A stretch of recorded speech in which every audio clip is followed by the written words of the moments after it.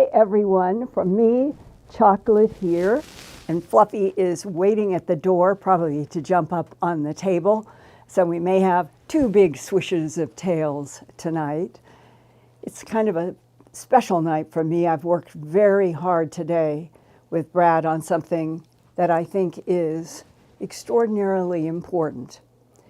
And I want to start out tonight by taking you first for a brief experience of the sounds and eruptions this week in Spain's Canary Islands, thanks to video from Associated Press and the UK Guardian.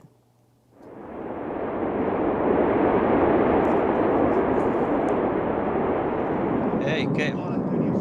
This big and ancient La Cumbre Vieja volcano erupted at 3:15 p.m. local time, which is 14:15 Greenwich Mean Time, on Sunday, September 19th, 2021.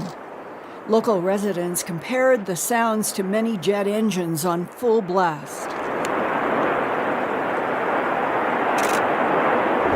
The volcano is on the Spanish island of La Palma in the Atlantic Ocean's Canary Islands, about 60 miles off the west coast of Morocco in Africa. This is the first time since October 1971, 50 years ago, that La Palma has erupted. CNN headline, quote, "Lava swallows swimming pool and homes in Spain as the Cumbre Vieja volcano on Spain's La Palma Island erupted on September 19th. Authorities say the volcano is expected to continue to spew lava in the coming days," close quote. Immediately, the New Zealand Herald headline, quote, "Canary Islands volcano. Could eruption cause landslide and mega tsunami?" Close quote. Volcanologists have long worried that a major eruption of the La Palma volcano could lead to a huge landslide into the Atlantic Ocean that could set off mega tsunamis to sweep across the Atlantic Ocean onto somewhere in the American East Coast. Some scientists think if the volcano itself collapses into the Atlantic, the result could be waves hundreds of meters high, radiating out into the Atlantic. Here's another recent headline in the Washington Post, warning about the dangerous future as global warming takes hold with rising temperatures. From Hurricane Ida's severe flash flooding to raging forest fires in many parts of the world and rapid Arctic and Antarctic ice melting, it feels like we are in a dripping apocalypse. And the apocalyptic warnings in atmosphere are echoed in this new and valuable book entitled The Unknown Other and the Existential Proposition of Alien Contact. The existential proposition means, like global warming, that human existence can be threatened by open contact with advanced extraterrestrial intelligences. The author is Lester Velez, chairman and co-founder of OPUS, the Organization for Paranormal Understanding and Support. Les co-founded OPUS in 1994 with Eugene Lipson, MD, a pediatric specialist who, like Les Velez, wants to understand why there are UFO abductions and how to help human abductees. Their goal is to provide help with hypnosis regressions and other support for men, women, and children who need to talk about their dreams or waking life encounters with what Les calls the unknown other. Les says they have tried to make reaching out for help easier with one website address, opusnetwork.org. There you will also see a link from Les's new book directly to Amazon.com, where it can be ordered, and I recommend everyone to get a copy. I asked Les, why he subtitled his new book, The Existential Proposition of Alien Contact. As far as the existential proposition, we're talking about a phenomena that is so important that it's probably the biggest thing that we can talk about is trying to understand that we are in contact. We are in contact with, you can call them aliens, you can call them interdimensionals, you can call them extraterrestrials, but we're in contact with this intelligence, this consciousness that is out there and interacting with us. And so it's very important that this information gets out there and piques other people's minds to really start paying attention to these people that are having these experiences. But when I read the subtitle, The Existential Proposition of Alien Contact, the question that went into my mind was, does Les mean that the non-humans have something to do with whether we are going to continue to survive as a species, the existential proposition of alien contact? And that's part of it. You know, people ask, well, what's the agenda? Is it something that these entities are going to take over and wipe us out? Or is it something where they need our help? That it could affect whether or not Homo sapiens sapiens survives as a species on Earth or not. Yes, that's one of the possibilities. Absolutely. Lester Velez featured in his new book 33 human abduction cases, each written by the experiencer, himself or herself. Those voices reflect how hard it has been since at least the Betty and Barney Hill case of 1961 for humans to really understand that we are not alone on Earth or in the solar system or in this Milky Way galaxy or in this 13.8 billion light-year-old universe. Les began the abductee testimonies with 53-year-old Adam Burns from New York City. Adam calls his experience with extraterrestrial intelligences as the other side of life, meaning Adam is an Earth human in a double life, in which sleep is a transport to other worlds and other beings. Adam Burns was born on February 3, 1968, in the UK, 25 minutes north of London in Hertfordshire. In his first year, his parents moved to Australia and then to New Zealand and then back to Australia. Now, 53 years old, Adam has also lived in Santa Fe, New Mexico, where in 1999 he earned an associate's degree in literature in films, and 4 years later, in 2003, he graduated from Brooklyn College in New York with honors and another degree in literature, art, and film. He is now a graphic designer in Manhattan and is finishing a novel about non-human hybrids on Earth. In 1995, Adam had volunteered to be an art teacher for a Hopi reservation in Arizona. One day, Adam clearly saw, for a few seconds, a small, thin, whitish-gray being with large black eyes standing on a nearby mesa. And then it just seemed to disappear. That glimpse haunted Adam so much that by 2016, he had his first hypnosis regression to remember more if he could, and now in 2021, he has had 6 more regressions for a total of 7 in 5 years.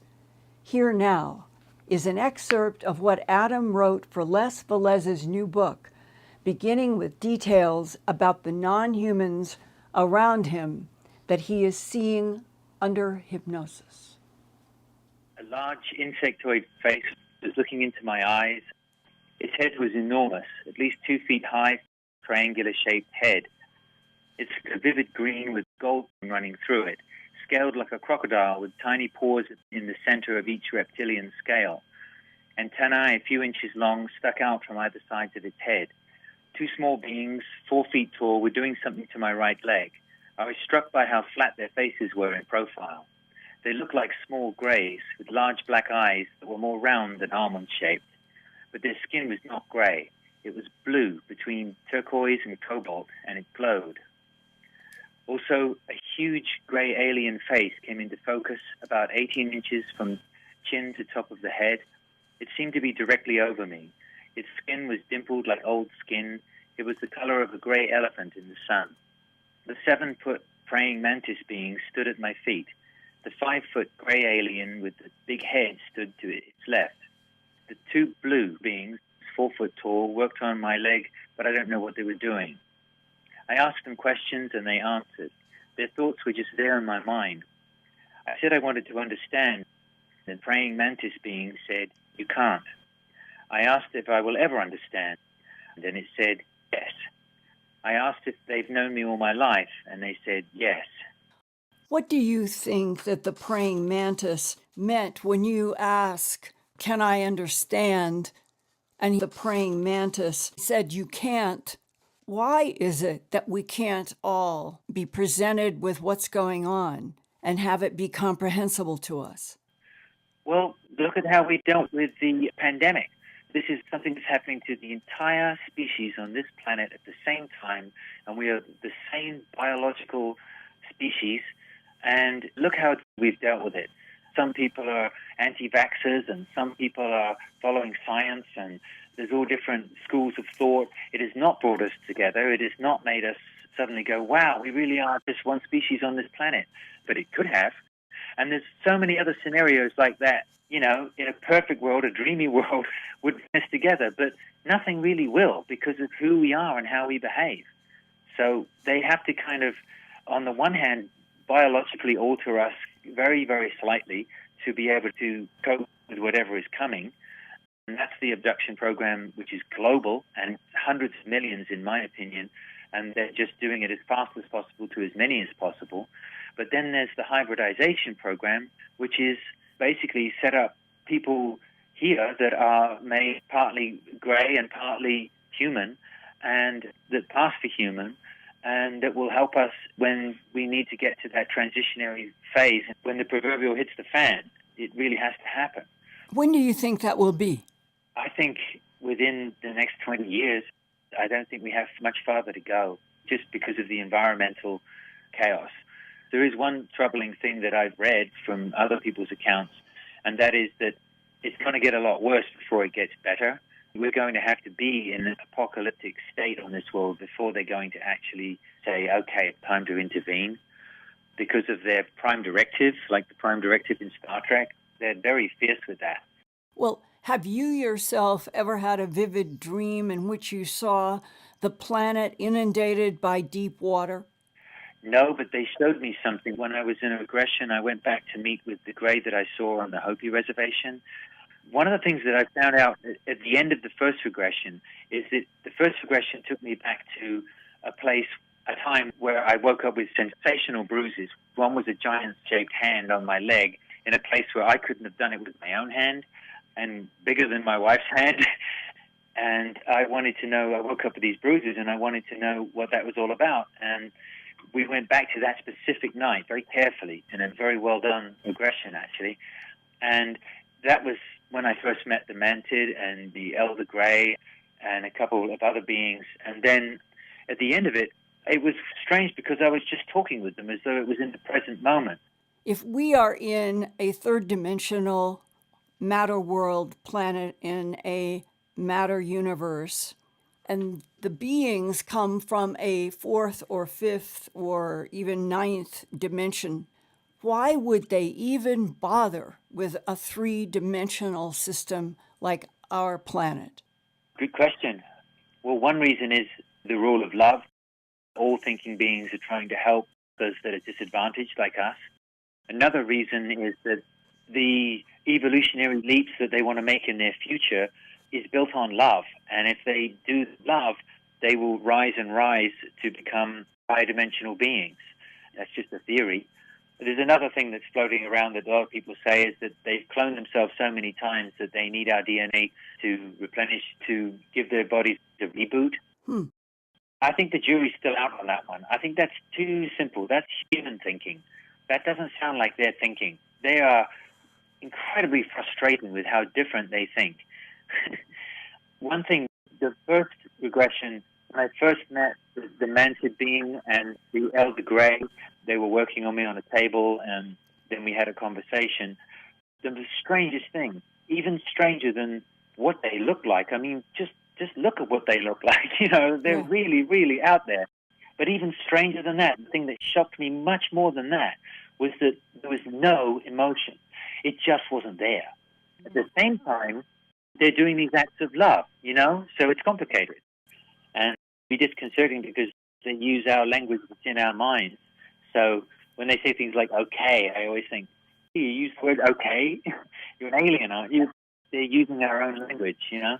They're using the language center of each brain in the humans that they are working with. Yes.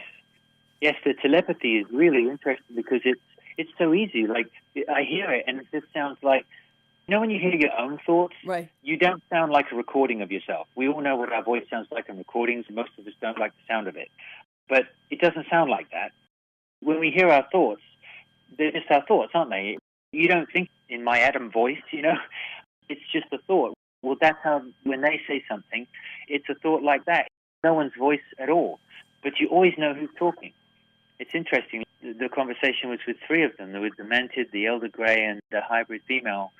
And the three of them were talking at different times. And sometimes they would say yes all together or no all together. And I always knew who was talking. It's thought voices that our mind can perceive because we are used to perceiving our own thoughts. But everybody that I've ever interviewed knows that the thought voice coming into their mind is not them. It is the being in front of them. Yes, exactly. Regressions have revealed that if I can get myself in a certain state, which I can only seem to do with a regression, I'm working on meditating to try and get there, but I've not been successful yet. But when I get into that state, they come find me and they want to talk to me. And it was in one of those that I went back to meet with the Grey to find out what was happening that night or see if there was more. One of the things also was that I was able to stand there and talk to it outside time and space because its consciousness can do that. And their dimension is not bound by the linear structure that we have here in our, I don't know if it's our universe, but it's certainly our consciousness. So while I was talking to this small white gray that I saw on the Hopi reservation, it showed me a dome that sort of rose up out of the sand there where we were, and it was just bluish. And then I saw that it was the top of the Earth, and it was like basically the top third of the Earth, not quite down to the equator. And then all this black spread all over it, and it was like crystalline cold, but it spread, and it came right up to my feet. And I asked what this was, and they said, death.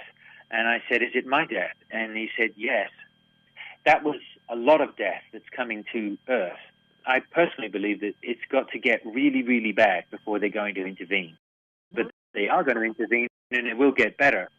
The ones who will intervene to help Homo sapiens sapien, what is it that the praying mantis want? They are here to help us, and there's so many different beings here, good ones and bad ones. But the praying mantis beings are some of the good ones, and they are sharing their really advanced consciousness with us, and they are sort of in charge of the process that's being done with the hybridization program and with the training of people like myself.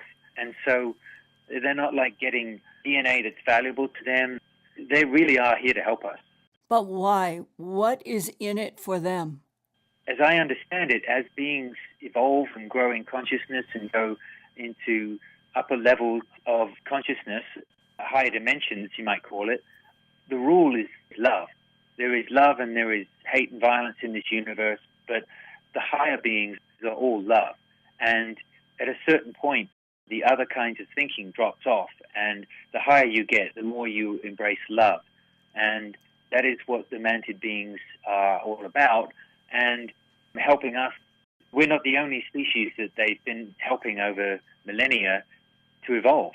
And my understanding is that most species in the universe have been helped at some point, just like we're being helped, and just like we've always been helped.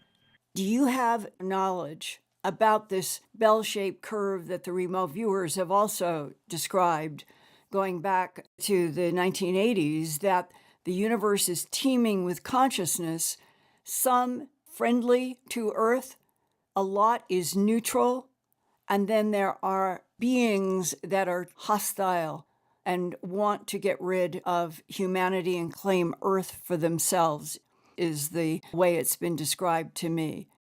Do you recognize any facts in that? I believe that to be true. Everything you said, actually, there definitely are some bad beings here who are trying to take the Earth and take us. The hybrid program, some would say it's a means to replace us, but I don't believe that from my experience with them. And I feel like I'm still at the beginning, even after 7 long regressions. We're not alone in this universe. No, we're certainly not. It's like being on an island 500 years ago and just doubting that there's anyone on any other island. It's ridiculous. We just have to grow up and deal with it. There is another kind of gray that I've been meeting with. It has a smaller head and slightly less almond-shaped eyes, but they're black. And its skin has slightly greenish tint. But it's what we would call a gray if you just suddenly saw it.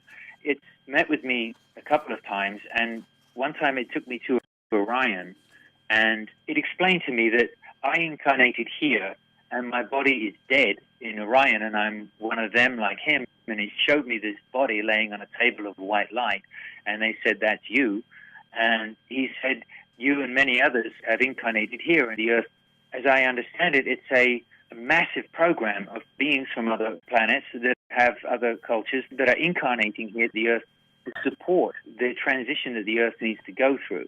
And the hybridization program is also an integral part of that change that needs to come. In fact, they call it the change. What is it that you understand is the reason that Earth needs to change in some dimensional way? I think the initial, what piqued their interest to actually get serious about doing something about us was uranium, like splitting the atom in the late 40s with the end of World War II, because that sends shockwaves right across the universe, and they were well aware of that, damaged other cultures. It's a thing that cannot be allowed to happen. They want us to succeed. Their own planets were helped by others, and demented beings are a very, very old species that have helped many. So they're trying to do an intervention as surreptitiously as possible, partly because there'd be chaos if they just showed up and made themselves apparent, and partly because we're so violent and unpredictable and immature and selfish. The only way to help us is to do it in the back end and kind of help us by re-engineering us slightly so that we can actually make that evolutionary leap and not just destroy ourselves. Because environmentally, that's going to happen in the next few decades. And that's not to mention things like nuclear bombs.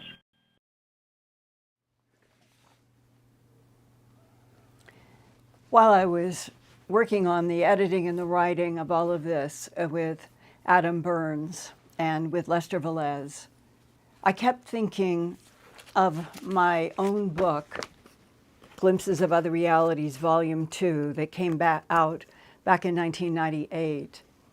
And in it, Brad, if you could bring up, is the color illustration from an abductee of a very large praying mantis, and the young girl, Linda Porter, who had a skill of drawing what she had seen in her UFO abductions, drew this praying mantis being that she remembered from a 1963 abduction when she was a teenager from her home area in Covina, California. At that time, she was 17.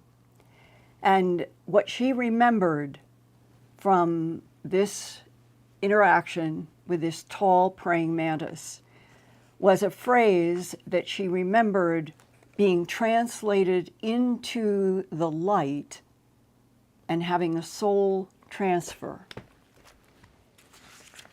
Now, when you hear what Linda herself told me and is in my book, Glimpses of Other Realities, it relates to some extent, we'll stay on this, with what maybe what Adam and others are encountering as well.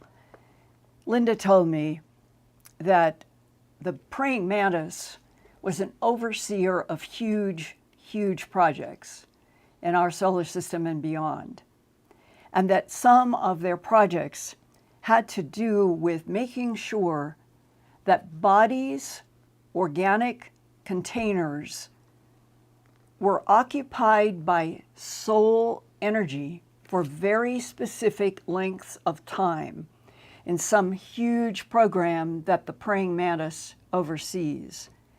And that is what, when she got the telepathic phrase in her mind as a 17-year-old, and she remembered that what this tall insect did was translate her into the life that involved something happening to her, her body, and what she was told was a soul transfer. And she said, quote, go to the next image, new bodies by these beings can be stored indefinitely. The containers in this sketch with the 3 people in the tubes are storage containers. They have a light in the top that must be on the person for an unknown amount of hours before a body can be activated if a body is in storage. I got the impression that the aliens do not like to do this soul transfer very often. Actually, I got the feeling they're not supposed to be doing this at all, but they seem to be backed into a corner and they have no other recourse. They also seem to be trying to hide all of this from higher forms of life. Whatever the authority is that prohibits this soul transfer also prohibits them from interfering on this planet Earth. Whoever it is, much higher evolved than they are and wields a great deal of power over many, many other realms of existence. Now, Linda was shown an atomic bomb explosion in a hologram.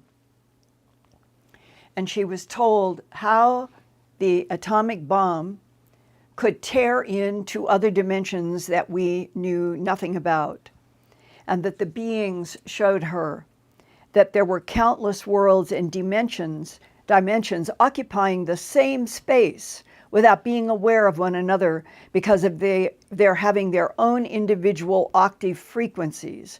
It is the octave frequencies that hold the world dimensions in place and causes it to exist safely without interfering with or even being aware of other worlds around it. And those frequencies can act as a buffer zone to keep everything in its place. If you do anything like exploding an atomic bomb, it will disrupt the frequencies.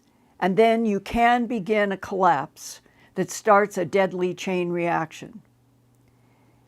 Now, she told me that even if some of the alien communications made some sense to her, she was not satisfied that she honestly knew their intent.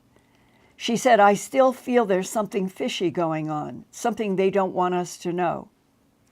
I asked her if overlapping dimensions were compared to television frequencies, and if so, who has the tuner? She said, quote, well, the guy on top, whoever that is, whoever has the most control and the most power, whoever is the head dog has the tuner access to the frequencies and the dimensions. And she also echoes from her 1960s abductions, her own use of the word change that Adam Burns also used. And now we're going back, her abductions were in the 1960s, involving praying mantises, greys, and a variety of beings. And she came away with this whole idea that some huge change on Earth was necessary and was taking place. She said, quote, Many abductees who are going to survive the coming changes are being led through situations that seem to be terrifying, but are in reality only theatrical. They're like theater productions to help them work through the emotions of fear. When the person becomes thoroughly saturated by the fear emotion, it causes them to move beyond it, and in a way, becoming indifferent to it or numb. The ones who pass this test will be the ones to move on. The aliens do not continue to work with the ones who do not move past this point, getting past the fear of them. The idea is to make people so insensitive to fear and terror that they will be able to deal with the panic of those around them when the great changes begin, without being swallowed up by their own fear. If they got caught up in their own fear, it would make them totally useless to this huge project. We abductees are like exchange students in that we were created to come here and live an earthly life within the limited human experience. And one other, before we go to questions. I'm very curious about your comments and questions. It was so interesting for me to talk with Adam Burns, who I have no question has been interacting with other intelligences, and that I am learning from him. And when he sent me the the bruises photos, and we showed them. He had talked to me in the recording, but I had a computer problem. So that's why I summarized that what he said was that the bruises came from going up in the beam technology. But here is the part that was so, to me, so refreshing to hear what sounded to me like the details of real truth. He said that some of these beings, like the praying mantis, that they are so ancient, they have been doing solar system-wide projects, and that they can control down to the atomic and the molecular level. It's nothing to them. And because of that, he says they break apart matter bodies like us humans. They break us apart into atomic or molecular detail, put us into these beams that come out maybe on another planet 100 light years away, or a craft out at Saturn or wherever it is. And then they reassemble the atoms and the molecules into solid form again, which sure does sound like the Star Trek beam up, beam down. And that it is in that process of the breaking apart at the atomic and molecular level, reassembling, that some abductees can end up with bruises on their bodies, and that is the explanation to Adam. As a journalist who for 42 years has been hearing from so many people, professionals of many, many science, engineering, space degrees, people who are in tremendous responsibility in offices and they don't want anybody to know that they're abducted. It is as if we are reaching a new benchmark. This is the way I feel about tonight, what I've shared with you, is that this is not fantasy. This is not psychological aberration. These are real physical projects in this end of the Milky Way galaxy and beyond, by beings so advanced that they can move point to point exactly as is described in the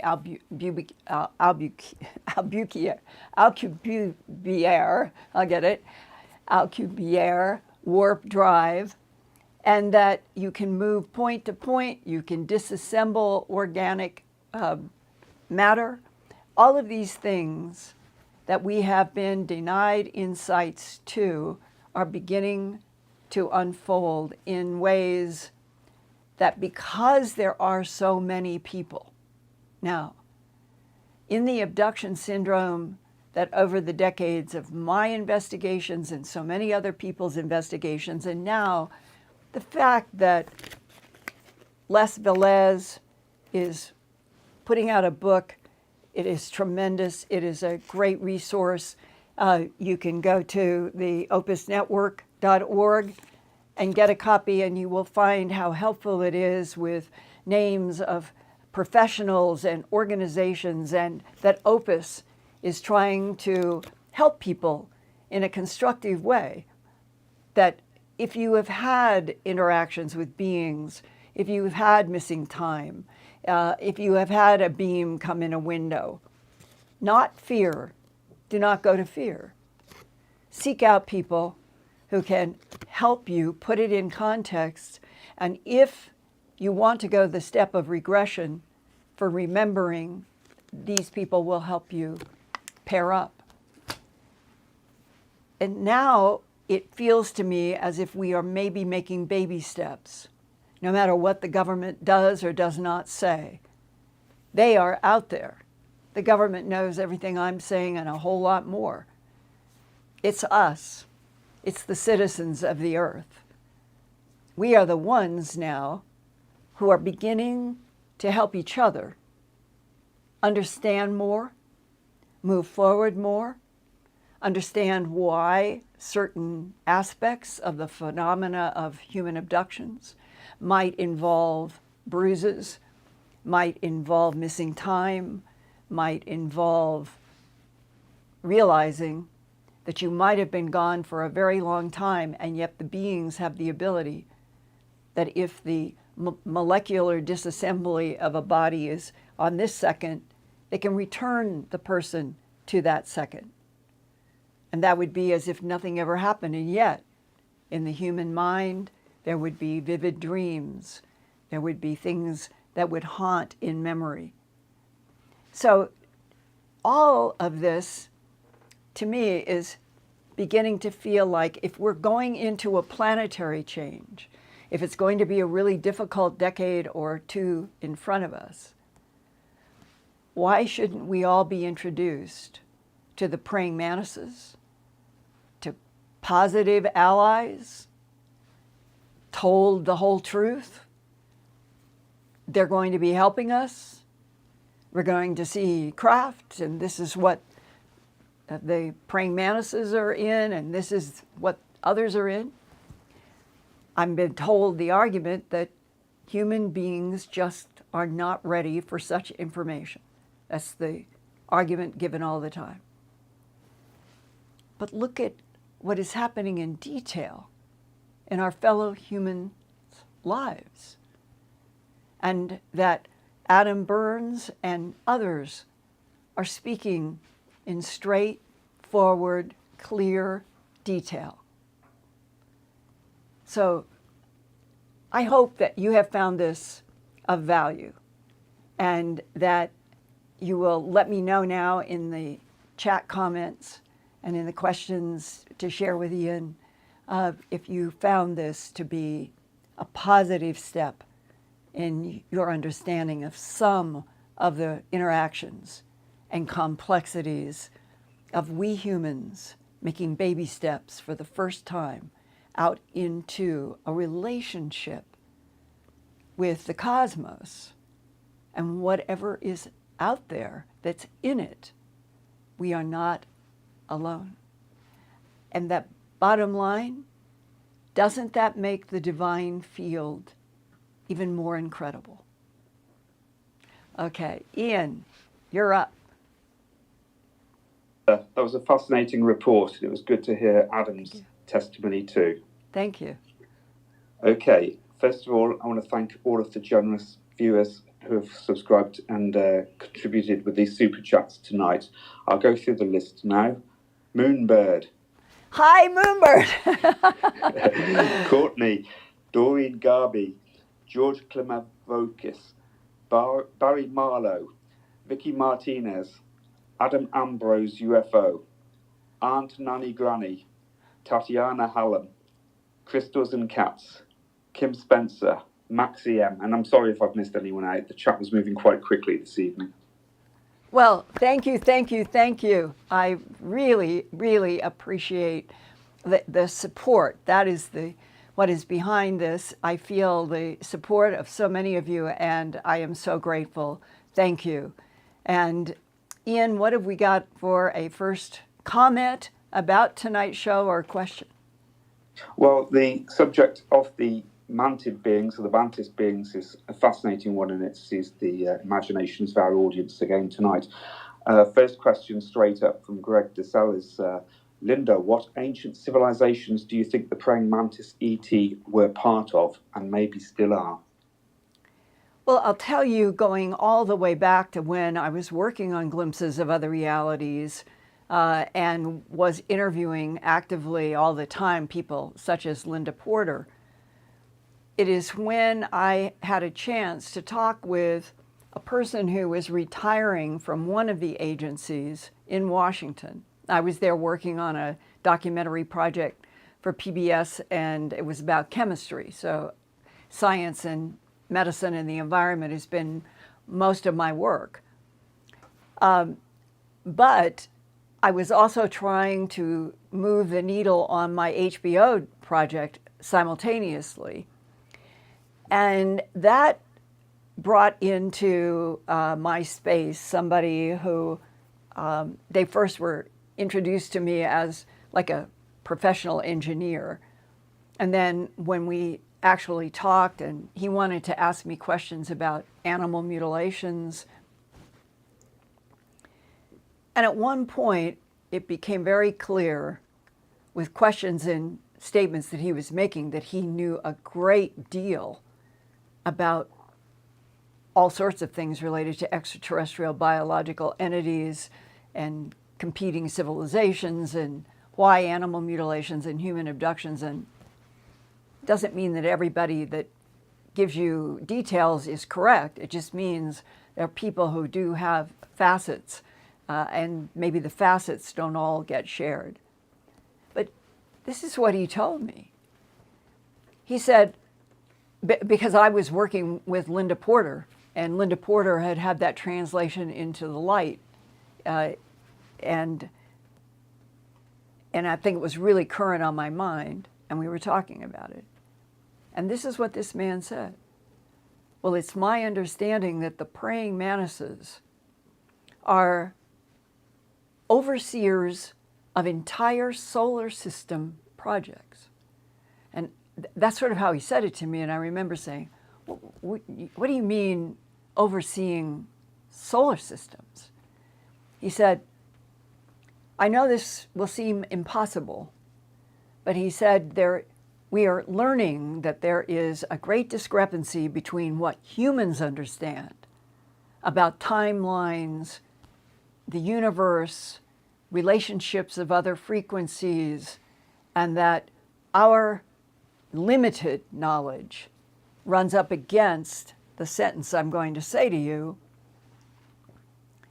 The praying mantises can do a 10 billion year long project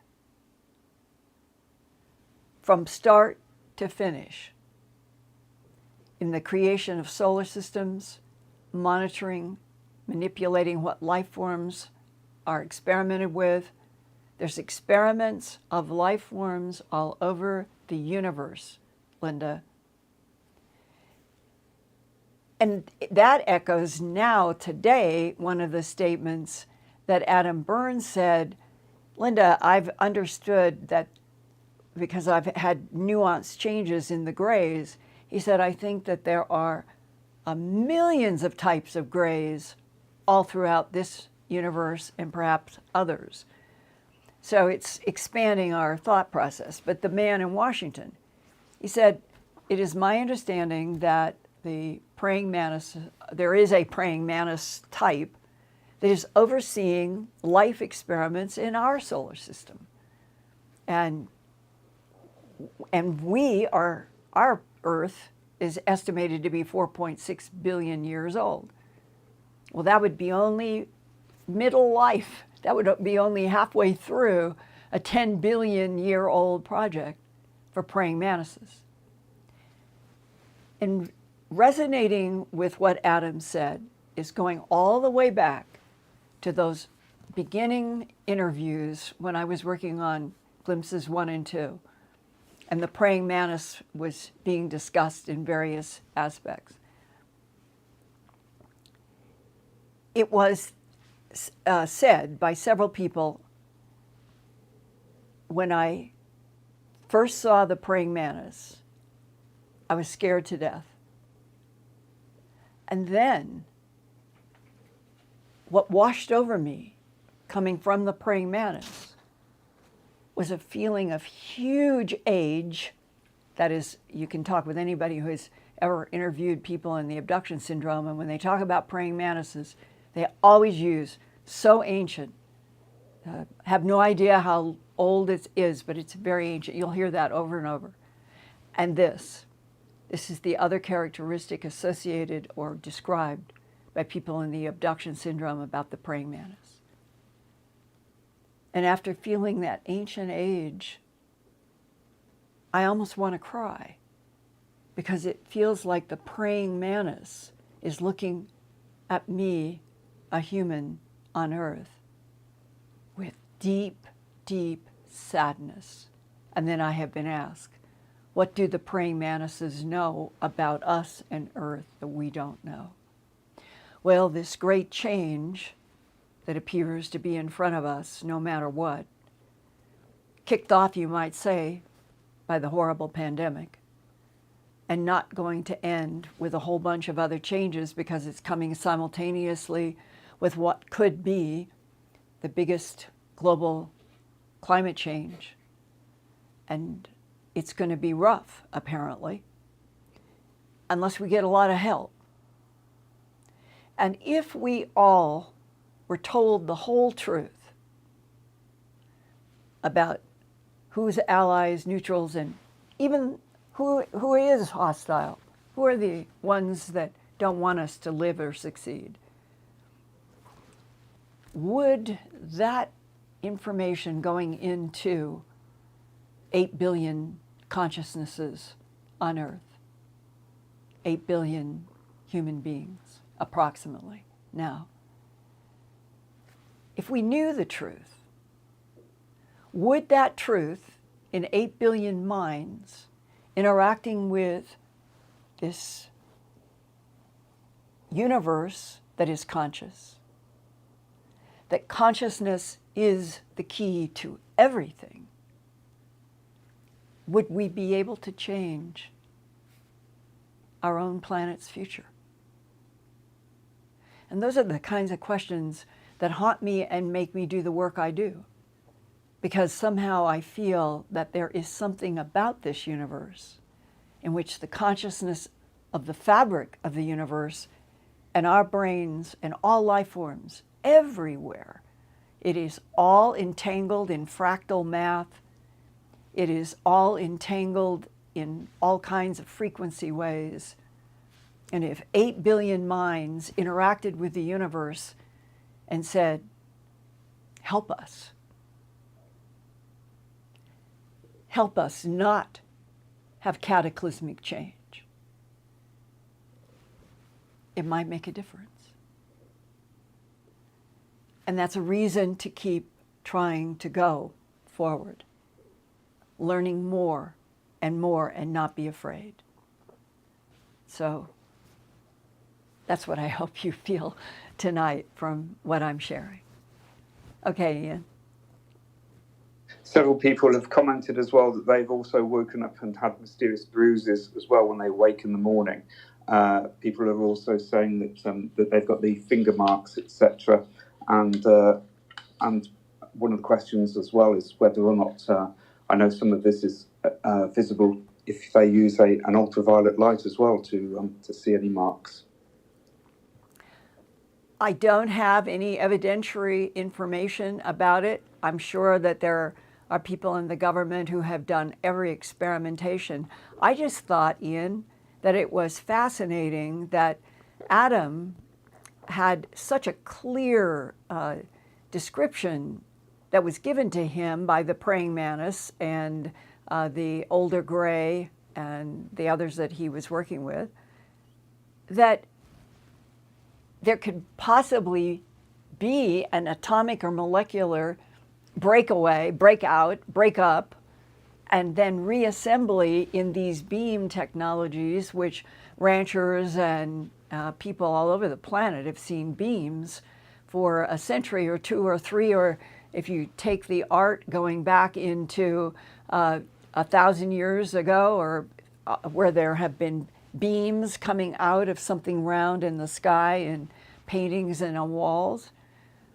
So it is, I think at least it is a constructive place to start doing more research about the idea that abductees could literally not know that they have been disassembled, reassembled between planets, universes, timelines, dimensions.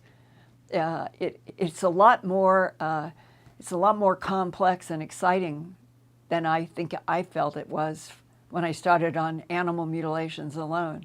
And that's what I'm hoping that everybody is beginning to feel, that the puzzle, more and more pieces are coming into this big puzzle, this big pointillisme, and it's beginning to take shape in the biggest possible way, that we could be an organic experiment in a universe made specifically for an interaction between consciousness, organic consciousness, non-organic consciousness, and the universe itself.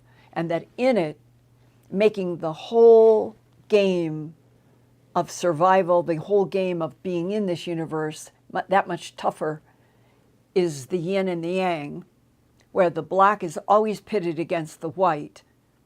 And that part of the reason for being here is to educate souls to make their own discriminations about to go to the light or to the dark. And that the goal is to have a universe in which it would entirely choose the light. And then maybe everything would evaporate in the hologram that it is and start over in another universe. There's something along these lines, that it's that big, that strange in terms of being put together for very specific reasons that we are not totally aware of. Go ahead, Ian. Yeah, Linda, people have commented on that, the subject that Adam mentioned about the molecular level, etc. Here's one I'll read to you. The exchange students' similarity in this story, in my opinion, is that they inject personalities into subatomic AI systems installed within our genome area.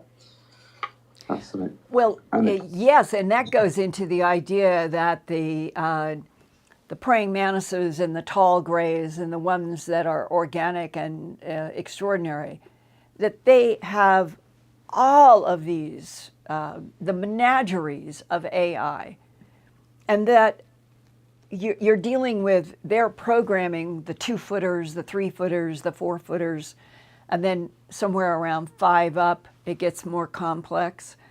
And so the application, what they harvest from our planet and billion other planets for applications that we haven't even reached that science yet, is part of where the artificial intelligence revolution is both warning about and pointing up in the future. This is where we're headed.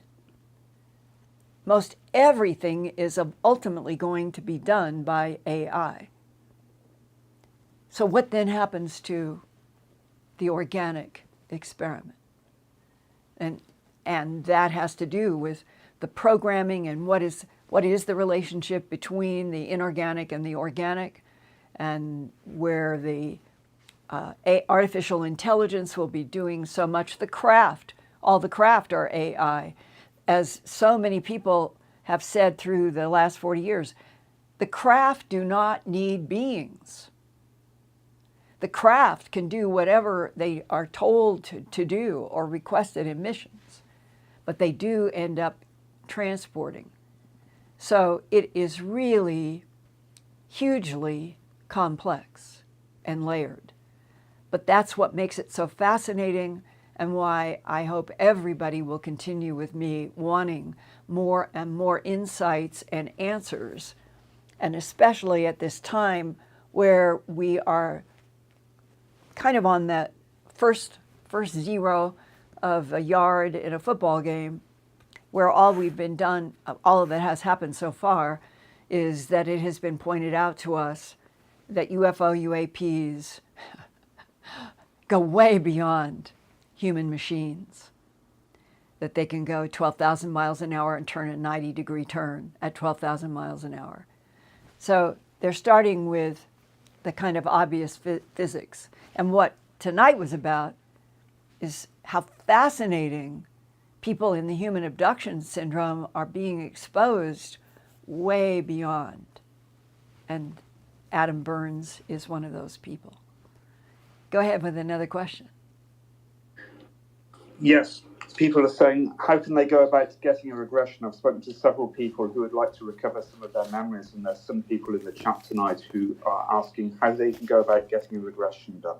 This book has lists. It has, and I asked Les, I said, what is the best thing to tell everybody? And he said, go to, make sure I'm saying it right, it is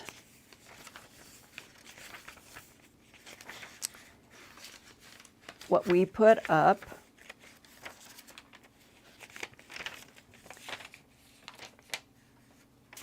And you've got that, right, Brad? You can put that up again, that wide shot, do that on the OPUS lab. And it has the opusnetwork.org. opusnetwork.org. That's the key. Go there. Les Velez and everybody he's working with, and they have lists of people in different states, and work through opusnetwork.org. And it's easy to get the book there. And that's why I think this has been worth doing, because OPUS is trying basically to say, we know that there are interactions between other intelligences in this universe and Homo sapiens sapien on this planet. That's a fact. So that's where we are.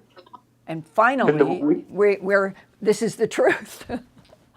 We can post a link to that as well underneath the video tonight. Good. On tonight's show. Good. And also, Lester Velez, the chairman and co-founder of the organisation Paranormal Understanding and Support, OPUS, who released the book, they've also uploaded on their YouTube channel their interview with you, their recent interview with you as well. So I think people should go there as well and get more information. Okay.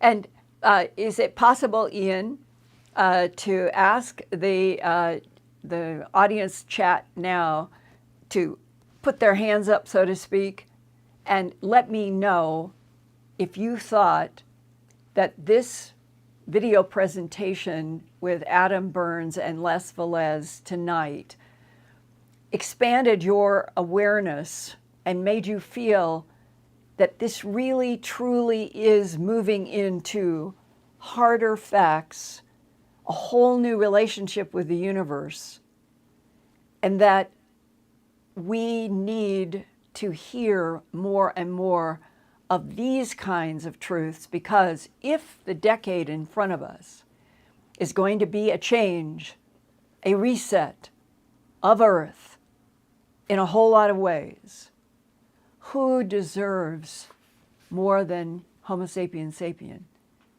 to be kept updated constantly about who is helping us, where they're from, and when do we get to meet them? Oh, Brad is showing me that the chat is moving rapidly. Oh, this is great. Yes, we're getting a whole lot of thumbs up. I love you guys. And thumbs up. I love you guys. Well, Linda that's wonderful. It really is wonderful, because 10 years ago, I don't think that it would have even have occurred to me to try to do what I did with the work tonight. Things really are changing, and that's why I showed you the end, or that section in Glimpses Volume 2 with Linda Porter. She is a 1960s abductee.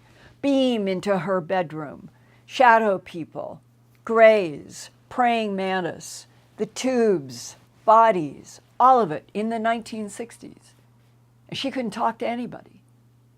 I don't meet her until 1993. I'm working on my glimpses. And when you think of what people are carrying around out of 8 billion people, that might be a great help to everybody. And that the beings are, as Haim Eshed said, it isn't the human governments that are controlling the timeline of announcement. It is the beings who do not think the humans are ready. Well, do you guys, one more chat, do you think that you are ready to hear not only these details tonight, but to go on into every question that you have to get answers? That's what the Earthfiles YouTube channel is about. That's what I'm trying for. And I love the letters and the emails that I get from you all about what your facets are and what you are going through. And maybe if we're headed toward a really rough decade ahead of us, then being able to share more and more and more, and hopefully get some facts that go way beyond whether G-forces are the only thing that separates our understanding of UFOs. If we could just get into the real physics, the real experiments, the real allies, the real enemies, maybe we would change this decade. Oh, thank you. Brad is holding up. I love it because it feels like we're together on the same hill. I love you. Linda, can I ask you something before we go? Yeah. You've referenced Linda Porter several times. Well, two things. First of all, are you in touch with Linda Porter still these days? No, she moved from where she had been, and unfortunately that happens. And people who are in this abduction syndrome, they reach points in their life where they want it to end, and they will disconnect from everything. And that's one of the sad parts, because then we lose the value of what it is that they are learning. And yeah, people wanted to know in the chat if you're still in touch with her, but also, Linda, can you please emphasize where people can get your books from? Yes. Thank you. All of my books, all of my DVDs, my T-shirts, everything. The first place to go is the Earthfiles shop. If you go to earthfiles.com, my news website, and right there on the right are the labels, and one says Earthfiles shop. All of my work is there all the time, except this year we had that 2 months because of COVID and what happened with the bindery and a whole bunch of things. That's why there was a delay. Normally there isn't ever. And so my first, I guess you would say, line to you is there. And then we also have some of the books and some of the videos at Vimeo and Amazon, and those are in links that are kept on the top of my Earthfiles News website. So I hope that a lot of you will read Glimpses Volume 1 and 2, because the more we get deeper out into the cosmos, the more, for the first time in my own professional life, am I seeing how much of that material that I got at the end of the 80s into the 90s, and through the 90s doing those books. And they were people having the experiences in the 60s and the 70s. We need to catch up. We need to catch up with our fellow human beings who have been with other intelligences.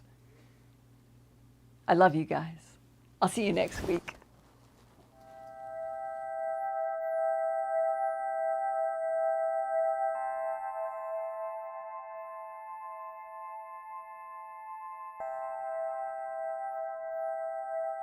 Turn on closed captions for YouTube videos by clicking the white CC button on the lower right.